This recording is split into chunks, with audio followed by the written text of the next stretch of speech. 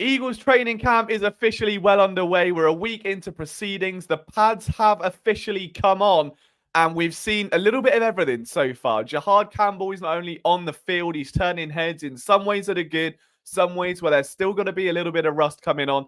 There we had underdog receivers, we've had a cornerback battle, we've got quarterback too. We're going to get into all of it today, and we're going to start with Jihaad Campbell. But this is Flipping the Birds. Myself, Liam Jenkins, is covering for Brian Cameron. I've even tried to lose the hair just to try and be like him a little bit. And I'm joined by Corey Nido. Corey, how are you this evening? I'm doing well, Liam. Excited. Pads were on today, as you mentioned, so it was hot in Philadelphia. How hot was it there? Sorry, just to cut it touched in the mid 90s. Feel like temperature at one point was probably triple digits. So they moved the practice up an hour to 9 o'clock to try and beat the heat. I mean, what I found mental with that as well is that they still practice for it was close to 2 hours, wasn't it? It was like 1 hour 55 or something, which is a lot. Like, if you think even with game time in a real situation where it's at night, it's a bit cooler, or even in the thick of the afternoon, that's a hot day of action for this team to have your first padded practice where the intensity, as you know, and any Eagles fan will know, will pick up. The hits start coming a little bit. Although it wasn't officially live hitting just yet, it was certainly a push in that right direction. And to have that team ready to go in that kind of heat, I think says a lot about where their head's at already. Like, they're not just kind of walking through it. We've seen Sirianni in the past have criticisms of maybe being too light. I remember a couple of years ago with the preseason snaps and training camp being a lot of just walkthrough-esque practices. No longer the case. They're going all out on this, and I think we're starting to see some real nice trends forming for some key players. Yeah, I agree. And I mean, I think that Nick Sirianni, he's got this team bought in, from the practice structure to the competition.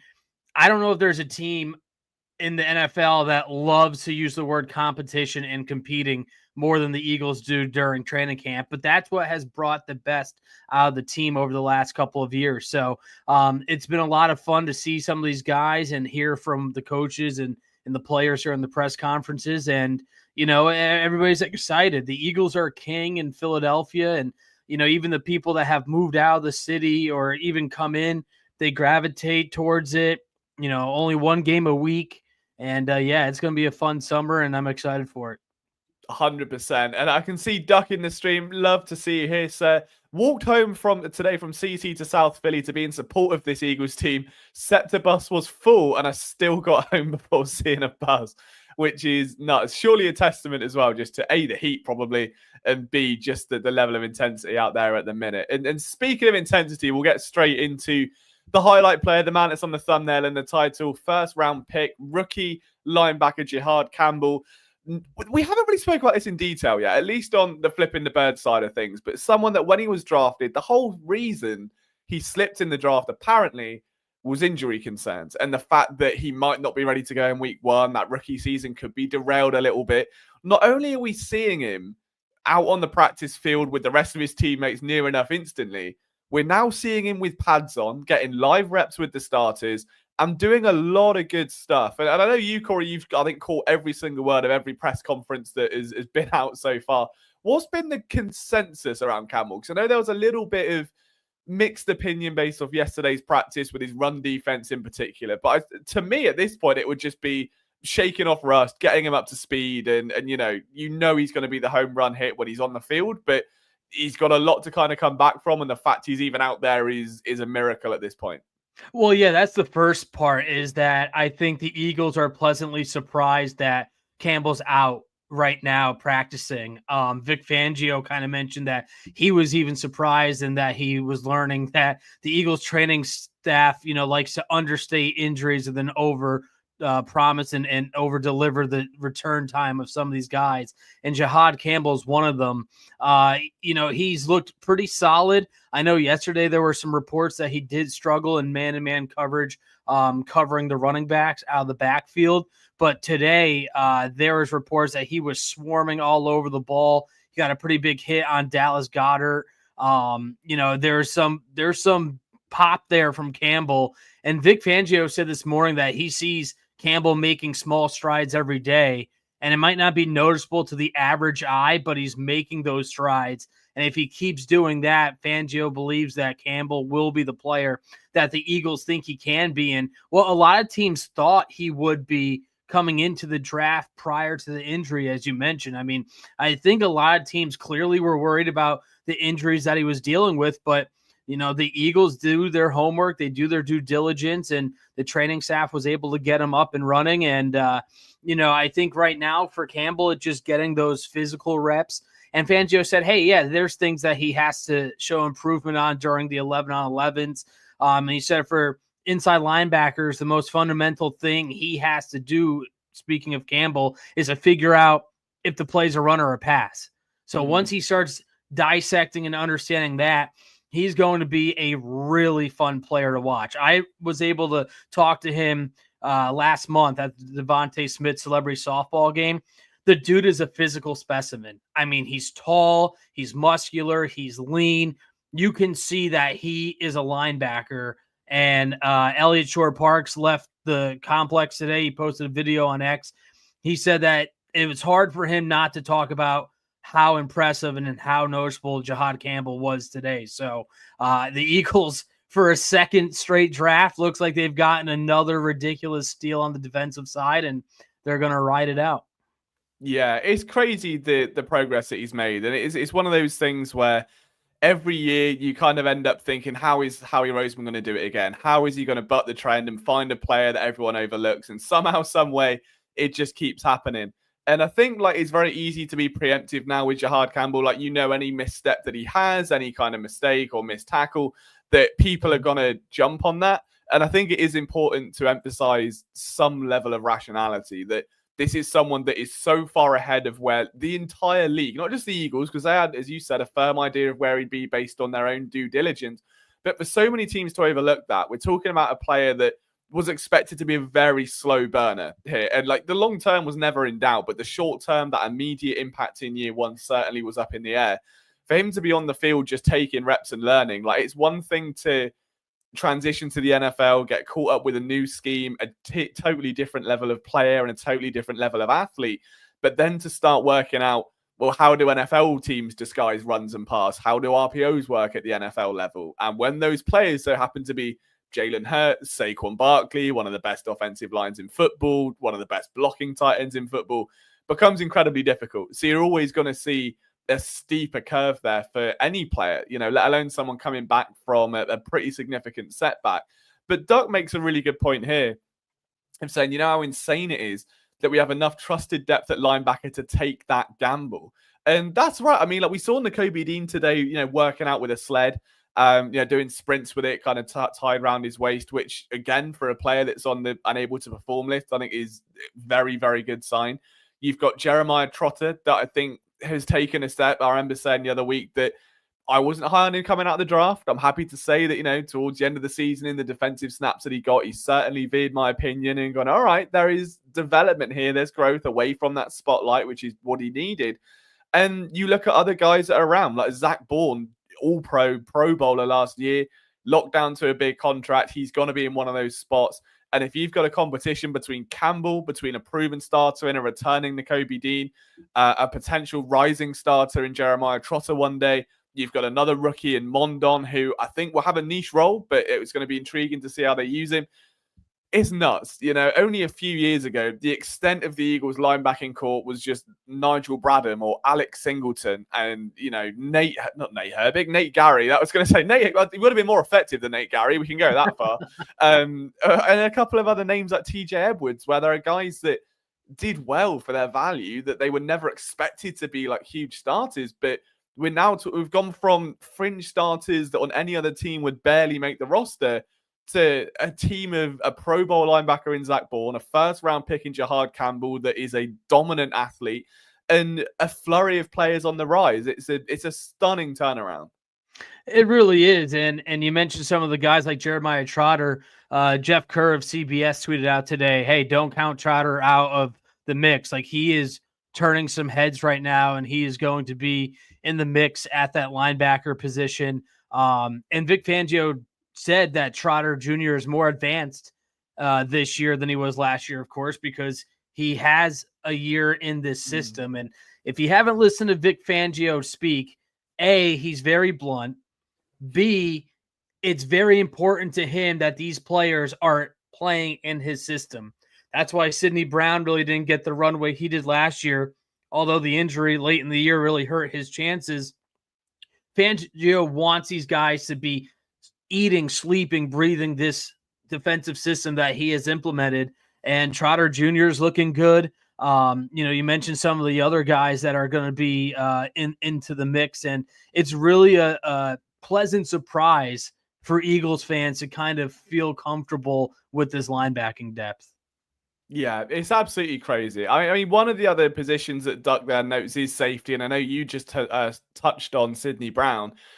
That has been a position of discussion, I think, over the last few days, mainly because we're seeing Cooper DeJean lining up at the position in base set. So I don't think that's going to be a long-term thing, but I think it's a really fun thing to implement in a defense where Coop can be so versatile.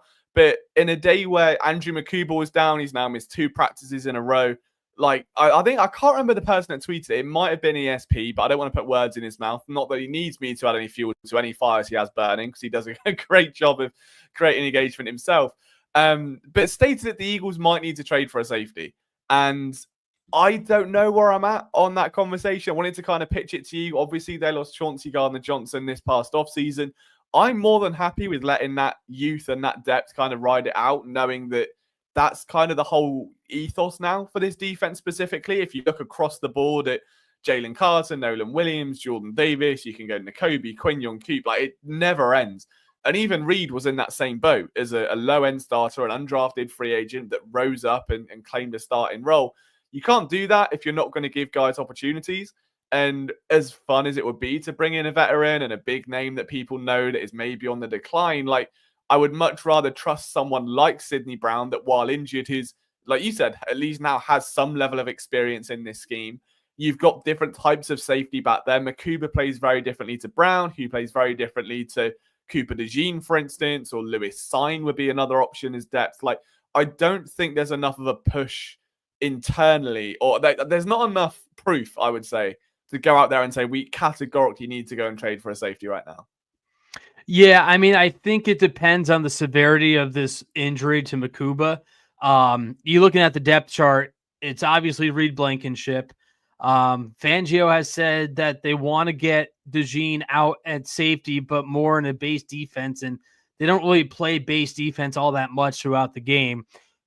You got Sidney Brown, you mentioned, Tristan McCullum, and Andre Sam. Those are the guys you're looking at right now. So I think the Eagles would probably just stay pat, obviously, until they get a better diagnosis of Makuba's injury. It happened late 2 days ago. It happened a bit late in the practice, and he's missed back-to-back practices, as you mentioned. But I don't think they're going to panic just yet. But Justin Simmons is still hanging around, so that could be a potential match. But yeah, I think this is what the Eagles want to do. They want to use that young infusion of talent because it worked. I mean, will it work every year? I don't think it could, but who am I to say? Because look what Quinyon Mitchell and Cooper DeJean did. Now can Jihaad Campbell do the same thing and Drew Makuba? Sure. I mean, they come from talented programs. They got a good pedigree. But I think if this Makuba injury is more severe than they had anticipated, I wouldn't be surprised if they bring some type of body in to at least fill some more depth and create that competition. Yeah, 100%. Duck says that McCullum is smart about how he plays. Same issue as Blankenship. Neither are physically talented. But I mean, that in fairness is reminiscent of, I would say, Zach Bourne. Like, Zach Bourne is not the most athletically gifted linebacker on the field at any given time or on any given team. But what he does is play so smart, and you rarely see him make a mistake with a tackling angle. Like, he's not going to miss. He's not going to whiff. If he commits to an angle or he comes downhill, he's going to wrap the ball carrier up. And it's that same sort of thing that has made Blankenship sustainable, that he doesn't just fly off the handle or blow routes. And, you can look at players that didn't do that were less physically talented. Jalen Mills is the one that forever springs to mind, doesn't really have the deep speed, doesn't really have the fluidity to be a standalone, outside corner, which is why he ended up moving to safety elsewhere, but would be so all in on every play, would be just diving downhill. He'd bite on every double move, was the memes back in the day. And they weren't even double moves half the time. It was just someone trying to go vertical and Jalen's already gone that way. Like that was just how he was. And Reed doesn't do that. Bourne doesn't do that. If McCullum doesn't do that either. I mean, he's a veteran at this point. He's been around the team for a few years, I believe, and certainly at the NFL for a few years now. I'm all in on that sort of decision as well. Sydney Brown, I think you're completely right, though, with the out of control missile. Like, he has made so many just whiff tackles where you just see him careering off the screen as a running back runs the other way or something. I really like him. I think he's a very fun player. He's a box safety, though. To me, you want him as close to the line as you can, matched up on a tight end or a running back where you don't need to have him sprinting downhill 10 yards or closing on angles horizontally. Like, you want him with everything in front of him at a way where he can make a snap decision and just be there rather than have to like just cut and make the decision to go. The play has to come to him, not him go to the play, and you'll be much better off. And it's just my opinion on it. But I mean, yeah, it's an interesting room. I think it's nice though that we are discussing the main, cornerstone here is being Reed Blankenship though, because I feel like every offseason that there has been trade talks or, should they let him go or his contract's coming up, they give him a new one. And it sucks because he has got himself into a really solid role. And I mean, I'll put my hands up coming into last year. I was one of the people that thought, I probably wrongfully compared him to a Quez Watkins type player of this is a good player, but the Eagles now need to be great. And that average is no longer what they need. They have to find that next level. And he just stepped it up again. And I don't think you can find a single fault with that. But as far as someone else who lines up alongside him and you need to have that trust in, Sydney Brown isn't that guy yet, I don't think. And like Duck says there, that Vic doesn't tend to use box safeties much just because of the way the secondary is outlaid. So maybe it's McCullum, maybe it's Makuba, but it's certainly interesting. I mean, I could honestly just see it being DeJean. Like, it would realistically, if it comes down to moving one of your best players up a spot where he's got experience from Iowa or anywhere, he's good there. Or, the alternative is you keep Coop in the slot and you've got a real weakness in inverted commas at safety where someone's going to circle it in red every play. They're going to challenge you deep. I'd much rather move Coop up there and have a slightly more viable nickel cornerback, whether it's Matt McPherson, whether it ends up being, Matt McWilliams or Parry Nickerson, whichever of the two wins that role, than moving out a player to have a glaring red. Like, let's just have two amber lights instead of one red and one green and kind of make it out that way. Yeah, I mean, it's interesting you mentioned Mac McWilliams because Vic Fangio has been pretty high on him the last two times that he took the podium. Today, he said that McWilliams has good football instincts. He still has to learn the finer points, and he's a little hit and miss with that, but that's to be expected. But what Fangio really likes about McWilliams is that he has football savvy, and Fangio said that's not easy to coach.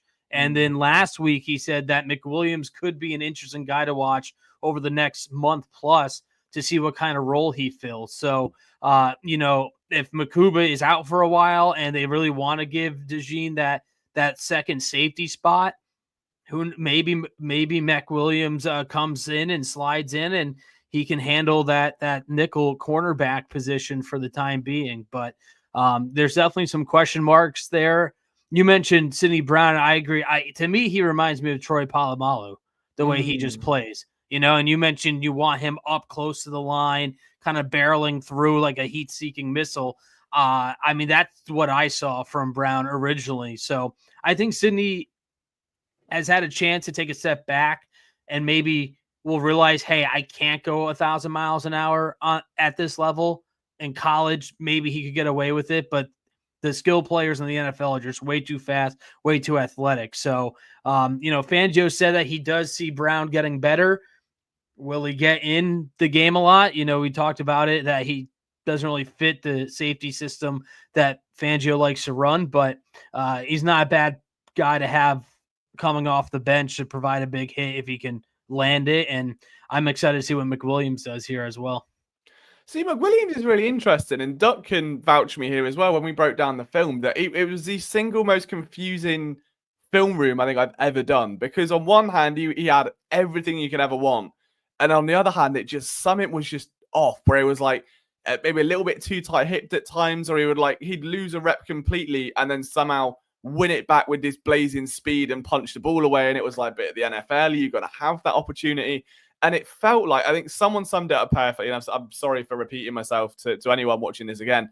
But he felt like a safety playing cornerback. And I felt at safety, he would just be so much better suited away from the line, where he's not going to be beaten at the line of scrimmage and then have to fight his way back through the route and rely on that speed.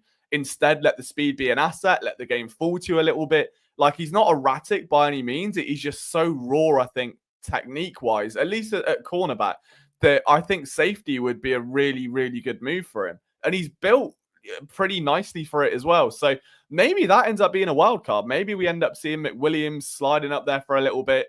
If we start seeing that in training camp, I'll be very, very happy. And I know David, our writer for PSN, has been so high on McWilliams. And it's the fact I hate it, because I don't want to be wrong and be like, well, I want to go back to it. Well, what have I missed? Because David is not wrong about players. David has got such a good read of the game. And for him to give this glowing green, sense of confidence and a brilliant article, I'm like, I've missed something. Like, there is something I've not seen in this tape. And he put about the Senior Bowl reps, and they were impressive. To me, I just feel like if you have him at safety, I think that's the best of both worlds, and you're going to maximize that. But maybe it's a long-term thing, and we just let him develop and we see how he fizzles out. Like, we're only a week into training camp after all. Yep, I agree. Plenty of time to iron things out, but definitely an intriguing player to watch. Yeah, see, I'm glad I wasn't alone. We said Mac. I love we've got that. That's a good Mac. We'll go with the name. I think that's perfect. Very confusing tape, physically talented, but can't read the field. So yeah, that was why maybe moving him further away makes sense, but we shall see. Let's talk offense for a bit, because you're not really touched on the offensive side of the ball too much.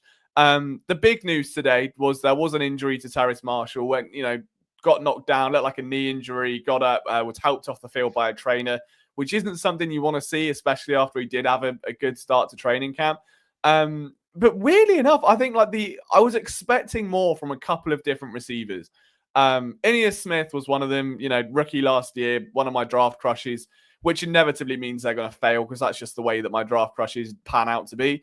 But I thought, especially with, Dotson not really having an extensive role last year, that maybe this was a chance for him to build up into a slightly wider contributing role. But the one receiver that has been dominating headlines, making a big play every day, has been Elijah Brooks, which is not, which is not something I would have pinned. If you could have given me $100 to bet on a breakout player for the Eagles, that wouldn't have been the name I picked. No, but he is absolutely making highlight reel plays. Good size, 6'4", 215 pounds. And, over the past few practice sessions, you see on Twitter reporters that are on site. Oh, Elijah Cooked with another fantastic catch in traffic, or, he high pointed a ball. And it seems like him and Tanner McKee are really developing a rapport with one another. And if Marshall's injury is anything serious, then Cooks definitely reaps the most from it and slides in, into that wide receiver 4 discussion behind Jahan Dotson. How frequently will wide receiver 4 be used in this offense? Probably not very much, but nonetheless, this is a guy who was an undrafted free agent by Jacksonville. Eagles picked him up and then signed him again after the Super Bowl, so they like something from him.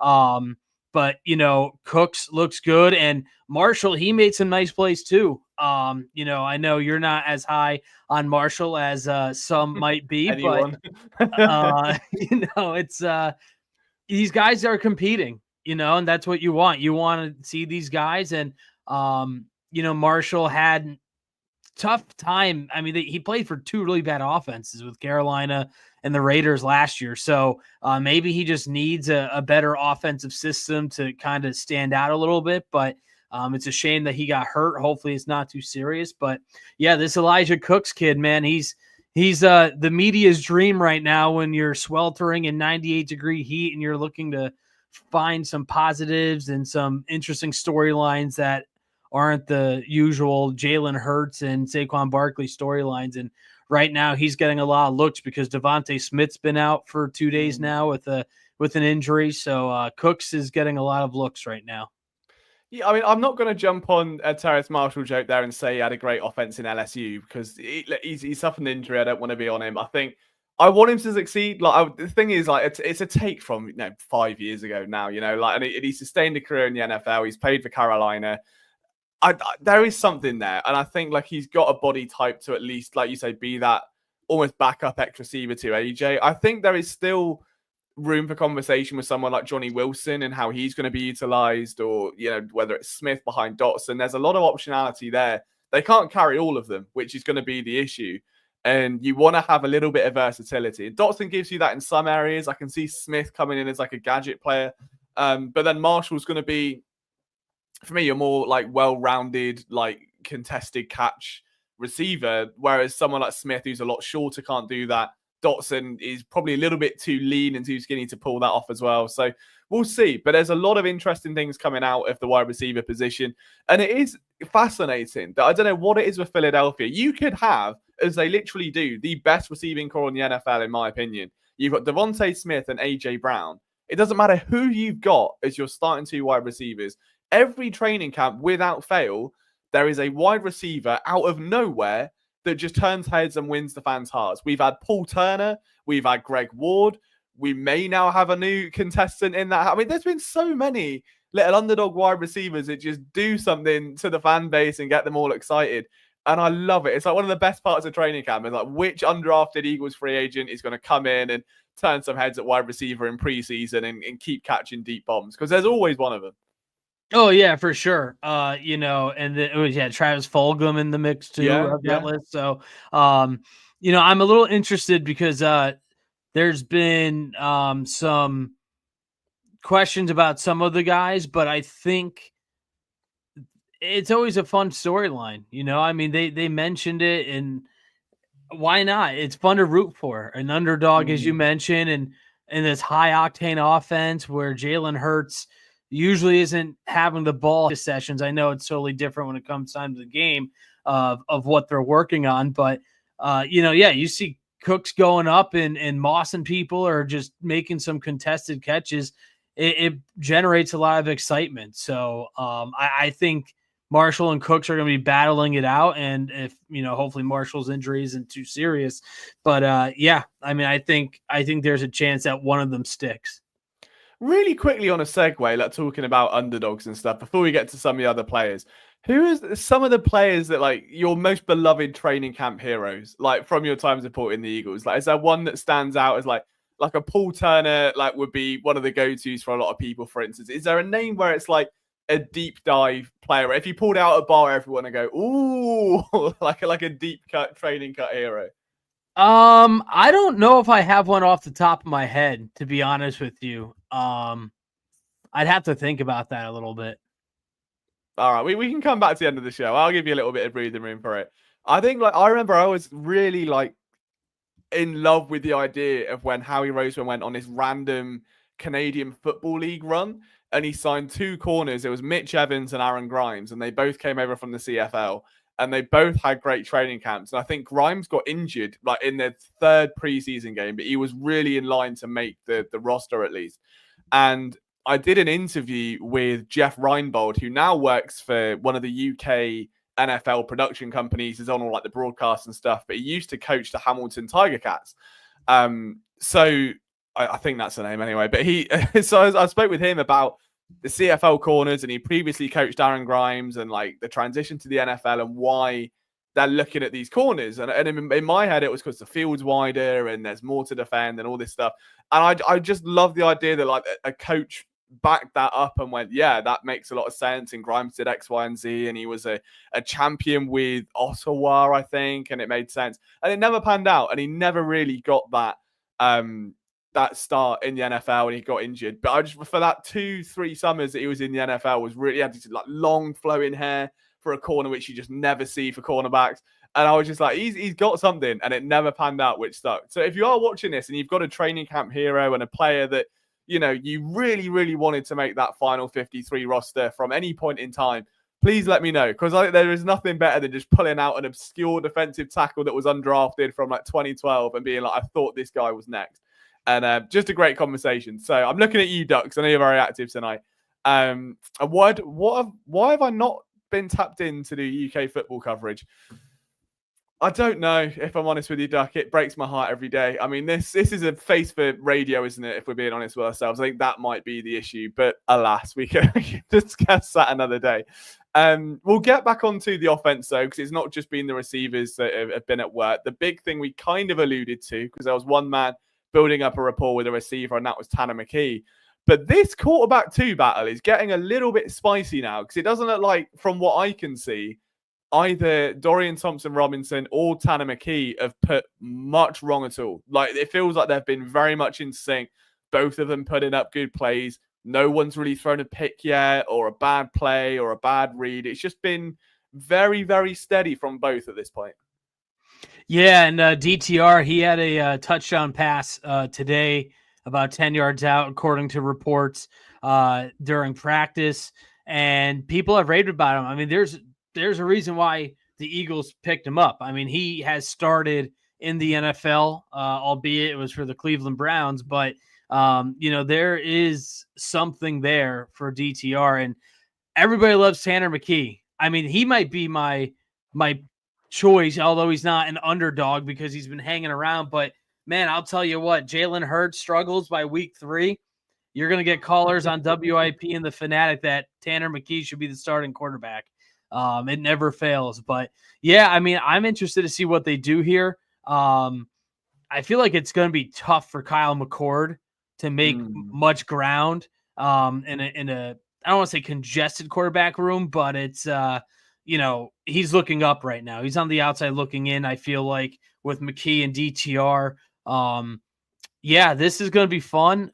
2 kind of totally different quarterbacks. DTR has that scrambling element where we saw McKee. He can just sit in the pocket and pass pretty well. And I know, was at that final game against the Giants where he got in and was lighting it up, and everyone was like, oh my God, Nick Foles 2.0, he's going to be the next savior. But I mean, he is a good asset to having a good insurance policy if you're the Eagles. I know there's people out there that, they should just dangle him to the Saints with Kellen Moore and trade him for a 2nd-round pick, 3rd-round pick. You could do that if you want, but I don't know. There's something about this McKee kid that he's a good pocket passer. And I think at the end of the day, people still like watching a quarterback sit in the pocket and able to go and pick apart some defenses. Again, he hasn't done it really against any top tier defenses or first strings, but it was interesting to see, and DTR was going to make it tough and make it interesting for sure. Yeah, I think preseason is going to be a lot. I think I likened it in my article earlier. It's like Rock versus Cena at WrestleMania is paling in comparison to the idea of McKee and DTR in preseason. I mean, I've been waving the Tanner banner since he first joined the Eagles. I've been, I remember the MLG edit after the first preseason game. Might be my most crowning achievement in covering the Eagles the last decade. But yeah, I think like this is a really good grading scale for him, and you're absolutely right to not want to move him off. Like, as much as you could get a 2nd, 3rd-round pick for him, could easily be much more than that within a couple of years if he keeps developing. And if you know you've got something good and you've got no reason to part ways with it, like realistically, unless you can reinvest that 2nd-round pick and do something better with it, like, unless it was to go out and acquire a safety that you felt would take you to another Super Bowl and be the missing point in that defense, which they're just not at if you could leverage it in a further trade. But yeah, like McKee has been so good from year 1 to year 2, and now coming into a point where they feel confident enough to grade him out against, like, they didn't go out and sign a 35-year-old veteran that has started for 7 NFL teams and has played in 2 playoff games. They didn't sign a clipboard holder like a Chase Daniel, like a Josh McCown. They went out and signed Dorian Thompson-Robinson. A, because I think they've got so much confidence that just Hurts isn't going to suffer any kind of setbacks or injuries. But B, that like just let people grow. Just give people opportunities. And that is across this team what it has been like for the last 2-3 years. If you look at all of the players that have really started to rise up, they've all come from in-house. It's all been draftees and undrafted signings. And McKee just fits that mold. And there is something about, as Duck says there, it's the confidence for me. Like, I remember the first preseason game, and I'd say it like I'm telling my grandkids a story about how I met my wife. Like, I'm literally just talking about Tanner McKee's first preseason game. But the way he was just dropped into it and came out just slinging, and there was so much velocity and there was so much intent on the ball for a game where I can't remember who the other guy was at the time, but it was a veteran. And you were just like, it's just walking it in. He's just walking around the bases. He knows he's hit the home run. Like, he's not challenged. It's just game managing, slants underneath, boring football. It doesn't, and I know that preseason is an exhibition and you're trying to get reps and that's all that matters. But the reps mattered to McKee. That you could see it, like it was everything to him. And it was a performance akin to what Dane Evans did with the Eagles a few years ago. Another guy who ended up going to Canada and having great success. But the Dane train, when he came in, it was just slinging passes deep. The difference is McKee does it sustainably and can complete things and reads defenses well. And he's a massive quarterback in the pocket. He doesn't get fazed by anything. He can see very clearly over the line of scrimmage. Pretty mobile for his size. He's nowhere near Jalen Hurts mobile, but he's certainly nifty enough to shrug off, an oncoming sack attempt. Just a great young quarterback to have. And I think this would be the question I pose to anyone suggesting they move him off. Just remember Nate Sudfeld, okay? That was once, the B plan, the insurance policy for your starting quarterback was Nate Sudfeld. Who would you take now between Nate Sudfeld or Tanner McKee? The answer is so obviously swayed in one way that you couldn't possibly make a decision to move McKee off right now, I don't think. No, and I agree. I mean, he's the best backup quarterback they've had since Nick Foles. And I think that I don't think you should move him. I'm in the camp where you need to hold on to him because God forbid something happens, Hurts gets a bad hit to his knee. Anything can happen. And if you have that insurance policy, quarterback is arguably the most important position in all of sports in terms of your team's success. I mean, how many teams have we seen over the years where they lose QB1 and they're a shell of themselves? The backup quarterback can't implement the offense that's been installed. Now the offensive coordinator and the offense are now trying to dictate and cater to a different game plan. And McKee is used to this offense. And is he going to roll out and bootleg and tuck it like Hurts? No, most likely not. But he is familiar with this offense, and he brings something that Hurts it doesn't do as much as sit in the pocket. Now, Hurts doesn't scramble as much as he used to, but I really like what McKee can bring. And, I don't blame anybody who's like, no, why would you trade him for a third round pick?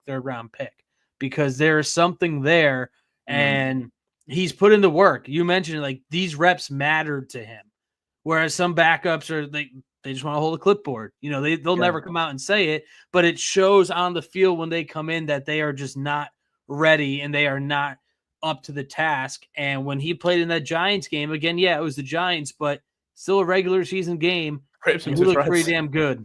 Yeah, looked absolutely. Might be the highlight. Had they not won the Super Bowl, that might have been the highlight of the season. Like just the one Tanner McKee came alone, to come in and do that against a very dismantled Giants team that had nothing else going on. Would have been easy to just hand it off and throw a couple of screens and just, again, walk it in. But just to dismantle them and just to make a statement was just so joyous. But there are a couple other position battles on this team as well. We know we've spoken about a lot of them. Cornerback 2 is another one. Adoree Jackson and Kelee Ringo. It started out with Kelee Ringo getting the starting reps in day one, and then it's all been Adoree Jackson ever since until today when Ringo got his next kind of rodeo of snaps. Interested to hear how you're feeling about that at this point, because there was a report earlier today from the Eagles Wire that said Adoree Jackson is like light years ahead of Kelee Ringo. And that's not the impression I've gotten completely, but I can kind of see why a veteran would be further ahead than Kelee Ringo. Yeah, I think Adoree is just leading right now based on what the reports are, but they haven't really differentiated from each other yet. I think Kelee Ringo is going to be given literally every opportunity to win this job. I think the Eagles just love his athleticism and his size, but if he can't grasp, if he can't cover, then they have no choice but to go to Adoree Jackson. Fangio, I think, had a pretty interesting comment this morning where he said that he believed that this could be a good place for Adoree Jackson to kind of show who he is. And he basically said, hey, when it was time to re-sign with Tennessee, they didn't sign him.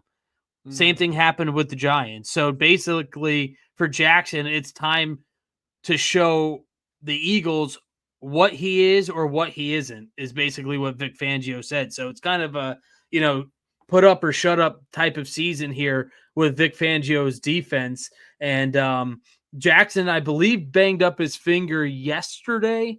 Or the last practice of last week. I saw a report that he did bang up his finger, but he seemed to be fine. But yeah, I mean, you're looking at a 9-year veteran compared to a really inexperienced Keely Ringo, who, if he came out in this year's draft class, would have been still one of the youngest corners in the class. You know what I mean? So that's kind of the perspective you have to look at it. I don't think anybody should be panicking if 2 weeks from now it's like, oh, well, Adoree Jackson is ahead of Keely Ringo. Jackson's a veteran. He was highly touted out of USC. He was high draft pick by Tennessee. He wants to play. He wants to compete. He's got some friends, on the team now with Barkley and Ojulari. So, I mean, he's got some familiar faces where he can feel comfortable. But, yeah, this cornerback 2 position is going to be really interesting. And right now, Vic Fangio said really nobody of the 2 have really separated themselves. And he said it's tough to gauge, too, if you're just watching from the sidelines, because you're not watching Adoree Jackson when the ball's thrown to the opposite side of the field. So unless you're intently watching how he's covering, Fangio said he could have a great play and the ball's not thrown to him and you're not going to pay attention, or he could not have a good read, not have a good play, and the ball's not thrown to him. Like, that's up to Vic and the defensive coaches, Nick Sirianni, to study that tape and say, okay, hey, like, the ball didn't come his way, but he struggled, or he took the wrong step, or he took the wrong angle. So I think it's going to be a fun battle. But yeah, I think at the end of the day, I think Keely Ringo will get the starting job, but it's not going to be easy for the youngster. Yeah, I mean, I really hope he does. I think you make a really valid point about his age and just still being so youthful. Like, this isn't your average, 4th round pick coming into year 3. This is a very different type of player. But also, I think, like, you have to kind of remember with training camp specifically that these offensive drills where it's like DB versus wide receiver are so angled towards the offense. The whole point, it's an offensive drill in essence. And not that reporters there don't bear that in mind, because I'm sure they do, but it never comes across in the context of what is reported, or very, very seldom does it. You never see a video of like great foot. Do you know the one reporter that did it? And I'll give him his due till the cows come home, because he's one of the best reporters to have ever covered the Eagles, in my opinion, was Teron Davenport, who now works for ESPN covering the Titans. Was so fair, was very, very good with his training camp coverage. But now you just get, Ringo lost in one-on-ones. Jackson just won a rap on one-on-ones. And it's like, you don't get any context from that. And even the videos, like you said, it's so angled towards the offense that you're not going to be able to take that much away until you get to 11-on-11s, until you get to the pads fully on, or mixed scrimmages, or of course the preseason games themselves. It's impossible to make that kind of judgment. If we look at what Keely Ringo's done so far in this league, I thought last year he was excellent in the preseason. I thought he really did make a statement for himself. And was kind of just unlucky where for that first period in the league, there was a glass ceiling over his head, right? Like, Darius Slay wasn't going anywhere. James Bradbury in the first year he was playing wasn't going anywhere. And then Quinion Mitchell arrives on the scene. And then you're certainly not budging out Darius Slay for a second-year player. So I think that Ringo has all the tools in the world. Like, there might not be a corner with more tools at his disposal at that age than Keely Ringo. Outside of Terrion Arnold, I would say. Like, I think that's kind of the obvious go-to there. But like, if you just watch Ringo play, the mix of speed, fluidity, the technique, the size of him, his reach is brilliant. He's great around the catch point. He's quite violent at the line of scrimmage. He doesn't get knocked off his routes. Like, he's quite good to click and close. I think he's a great young player, and he really could be a future cornerstone of this defense. But it is worth mentioning on a totally separate note, Just because I'm pretty sure Dory Jackson was from the Marshall and Lattimore draft class, right? 'Cause it was him, Marshall and Lattimore, like Akilo Witherspoon was another one. Just like crazy draft class for corners. There was like a run of like 8 or 9 corners that were ended up being long-term league players. So just a shout to that draft class. Because I remember writing a book on that, or a PDF, and I published it online for PSN fans of just my opinions on all the cornerbacks and stuff, and loved it. Unbelievable class. Yeah, that was a 2017. Lattimore was the first cornerback off the board at 11, and then Marlon Humphrey at 16. Yeah. Jackson was 2 picks later at 18. Garyon Conley was 24. He never panned out. And then Tre'Davious White of Buffalo in 27. Yeah, that was the first round. And then Kevin King went first pick in the second round to the Packers. So pretty good class there. Yeah, crazy DB draft. So it makes you, it's just cool to walk down memory lane sometimes and look at those players that panned out. But yeah, hopefully now this is a passing of the torch and we see Keely Ringo earn that role for himself.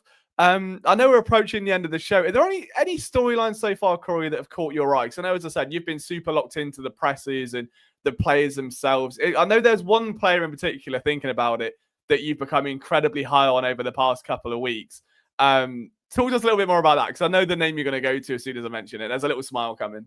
Yeah, I mean, it's Jalix Hunt. I mean, his stock is soaring. Everything you read, everything you see, and what you hear, I was blown away by his presser the other day over the weekend. I mean, this is a guy who is going out of his way, attending pass rushing camps, picking the brains of some of the best in the league right now. And he said, he goes, hey, I was told that the best steal moves and you try and develop your own. He's like, I'm trying to steal moves. I want to be one of the best. I mean, this is a smart kid, started out at Cornell, played 2 years in the Ivy League, went to their FCS program and became a pretty high draft pick. And a lot of people, I don't think, knew who Hunt was, obviously, come draft night, but those who were deep in the weeds were like, wow, like this could be a good move for the Eagles. And he showed promise down the stretch there. And, Jordan Mailata absolutely raved about Hunt, said that he's got a lot of tendencies like Micah Parsons of the Cowboys, the way he's able to just cut on a dime and everything that he has to offer. I guess the one knock that's going around with Hunt is he is a little undersized for that position, but Vic Fangio says that he doesn't think that's going to be a problem. He held up fine last year, and Hunt basically said, hey, I'm just going to be quick to the strike, and I'm going to basically go balls to the walls, and I'm going to do everything I can. So Hunt is a big-time focal point for me this year. I think he could have an absolute breakout season. And I'm interested to see Ty Robinson, man. He's had a bit of a tough go at it this week. One of the reports from Jeff Kerr of CBS said that Robinson tried to bull rush Mailata, and Mailata basically just gave him a welcome to the NFL moment, Rook. And, so he's been learning. He spoke earlier today, I believe. I want to go back and listen to what he said, but I caught a few quotes, and basically he's like, hey, like this is a huge learning curve for me, and I'm excited to be going up against this offensive line. So yeah, I think that those two guys are certainly players to watch out for. Hunt obviously is going to be a more impactful player, but if they can tap into what Robinson kind of showed during his days at Nebraska, I mean, he could be a menace as a rotational piece to start. Yeah, completely agree with both of those. I'm a massive Jalix Hunt fan. I think he's just got so much potential. And honestly, like I think it's fun looking back at these film rooms when players first sign or are drafted by the Eagles. Zach Bourne was the other one where, like, collectively as the group chat, we're like, yeah, he's got something. Never thought he'd be all pro something, but he certainly had something. And Jalix, just kind of the intuition of, like, he came up on the board as an edge or an outside linebacker. I can't remember which one. But then just realizing that it's such a hybrid role he can play where he can move horizontally so fast. He's so deadly, like speed-wise. It's rare to see someone just that quick off the snap. And why size could be an issue, especially in a three-point stance. I think if you're lining him up wider or as like an off-ball linebacker, there's just so much more that you can do with him where that speed is just absolutely lethal. So yeah, certainly a player to watch. There's a lot more to come from Eagles training camp. We're only just getting underway, really, with 1 week in the books. And already we've seen a lot of good news. The one thing I will say, although there have been a couple of injury setbacks, as I said, Makuba's been down a couple of days and Terrace Marshall today, that there haven't been yet any real injury concerns, right? Like we look at Dallas's interior offensive line injuries they've had at the moment. The Eagles have had next to nothing in terms of injury. A couple knocks here and there, bumps and bruises, which are to be expected in the summer months of training camp. But once again, just health, touch wood, is very much wealth for this team. Yeah, and I think it goes to how they practice, the way they go about it. I mean, the Cowboys caught a big break there with Guyton. They thought it was an ACL tear, and it's not, and he's going to be out for 4 to 6 weeks, I saw. But you always kind of cross your fingers, especially when they put the pads on and tempers start to flare when it gets hot and the guys are tired. But, I think all the Eagles players, and I'm not saying that other teams don't do this, but you read today that like guys were hitting Barkley and they were quickly picking him back up, which I'm surprised that they were letting Barkley get hit to begin with. Like I thought like he'd almost have a red penny on like Jalen Hurts, like, hey, no touching Saquon, but he apparently took a couple of licks today, one by Jihaad Campbell, where the rookie just quickly ran over and picked up the running back. So I just think that these guys respect one another and they understand that, yeah, we want to play hard. Injuries could happen, but at the end of the day, these guys are really focused on technique and footwork and all that stuff. So, hopefully nothing serious with Makuba. Devontae Smith has missed the last couple days, but he should be okay, ideally. Great to see Jalen Carter come back the other day after missing the first week of practice. So, all things considered. And again, it's still early. We're not even in August yet. So if it's going to happen, let it happen now.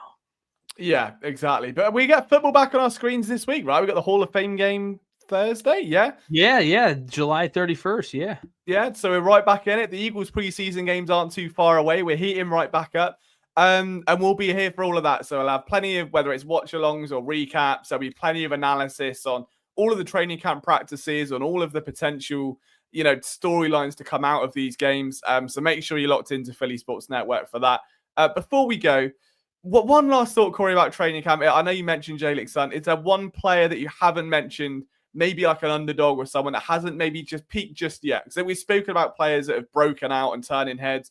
Is there one outside of Ty Robinson that you think could be a slow burner that really needs to kick on in that preseason? I'm interested to see that backup running back position. It's not really a deep cut underdog per se, but I don't know. Like we haven't really seen a lot of Will Shipley, and we saw a lot of him today during practice. He ended up catching a touchdown today from Jalen Hurts, but we saw flashes of him right in the NFC Championship game against Washington, where he almost broke off that huge run for the touchdown. I'm excited to see what he and AJ Dillon do. Because I think that that's going to be a really important position to fill because of the workload that Barkley had last year. I don't know if he's going to get that many touches, but I would say the backup running back position is really interesting. And also, I think Miles Hinton from Michigan, Jeff Stoutland talked about him and some of the other guys that they drafted and the younger tackles and offensive linemen. And he said basically that Hinton is so athletic that you could almost mold him into whatever you want him to be. So keep an eye out for him as well. God forbid something happens on that front line, but the Eagles love to have depth in that room as well.